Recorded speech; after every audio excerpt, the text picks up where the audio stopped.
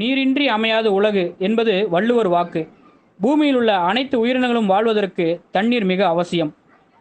நீரின் முக்கியத்துவத்தை அனைவரும் அறிந்து கொள்வதற்காக கடந்த 1993ஆம் ஆண்டு முதல் மார்ச் 22ஆம் தேதி உலக தண்ணீர் தினமாக கொண்டாடப்பட்டு வருகிறது. நிலத்தடி நீர் கண்ணுக்கு தெரியாதை காணச் செய்தல் என்ற கருப்பொருள் தலைப்பில் இந்த ஆண்டுக்கான உலக தண்ணீர் தினம் கொண்டாடப்படுகிறது.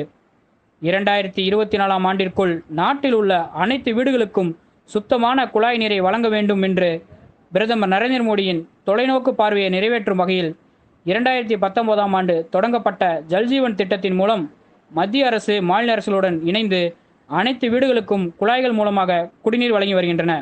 இத்திட்டம் திண்டுக்கல் மாவட்டத்தில் சிறப்பாக செயல்பட்டு வருகிறது. இது குறித்து பயனாளிகள் தெரிவிக்கையில், எங்கள் பகுதிக்கு, இந்திரா நகர் பகுதிக்கு மத்திய அரசின் திட்டமான ஜல் ஜீவன் திட்டத்தின் மூலம் அனைத்து வீடுகளுக்கும் குடிநீர் குழாய் இணைப்பு கொடுக்கப்பட்டுள்ளது. அனைத்து வீடுகளுக்கும் தண்ணீர் தினமும் கிடைக்கும் அளவுக்கு ஏற்பாடு செய்து கொடுத்த மத்திய அரசுக்கும் பாரத பிரதமர் நரேந்திர மோடி அவர்களுக்கும் எங்கள் மனமார்ந்த நன்றிகள். இந்த பக்கத்தில் முன்னெல்லாம் 2 வருஷத்துக்கு முன்னெல்லாம் ரொம்ப குடிநீர் பஞ்சமாக இருந்துச்சு. தண்ணீருக்காக நாங்கள் பலமுறை போராட வேண்டி இருந்துச்சு. ஆனால் பாரத பிரதமருடைய திட்டத்தின் கீழ், ஜல்ஜீவன் திட்டத்தின் கீழ் நாங்கள் இப்போ வீடுதோறும் ஒரு குழாய் அமைச்சு எல்லாருக்கும் தினசரி வேணுங்கிற அளவுக்கு தண்ணி கொடுத்துக்கிட்டு இருக்காங்க. இன்றைக்கி உலக தண்ணீர் தினம். பெண்களுக்காக தான் தண்ணீரை எப்படி சிக்கனமாக பயன்படுத்தணும்னு தெரியும்.